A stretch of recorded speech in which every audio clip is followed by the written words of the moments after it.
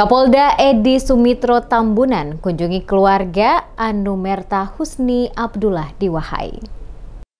Di sela kunjungan kerja di wilayah Seram Utara, Kapolda Maluku Irjen Pol Edi Sumitro Tambunan bersama Gubernur Maluku Hendrik Lewerisa dan Pangdam 15 Patimura, Majen TNI Putranto Gatot Sri Handoyo, menyambangi kediaman almarhum Aibda Anumerta Husni Abdullah di Desa Wahai, Kecamatan Seram Utara, Kabupaten Maluku Tengah. Ketiga pimpinan daerah ini menyampaikan bela sungkawa secara langsung kepada istri dan anak almarhum, serta mendoakan agar arwah Aibda Husni diterima di sisi Tuhan Yang Maha Esa. Mereka juga berharap keluarga yang ditinggalkan diberi kekuatan dan ketabahan. Almarhum Husni Abdullah yang menjabat sebagai Kanit Intel Polsek Wahai gugur saat berupaya meredam bentrokan antar warga Desa Sawai dan Desa Rumawolat pada Kamis 3 April. Sebagai bentuk penghargaan atas dedikasi dan pengorbanannya dalam menjalankan tugas, almarhum dianugerahi kenaikan pangkat luar biasa Anumerta dari Brigadir Polisi Kepala atau Bribka menjadi Ajun Inspektur 2 atau Aibda.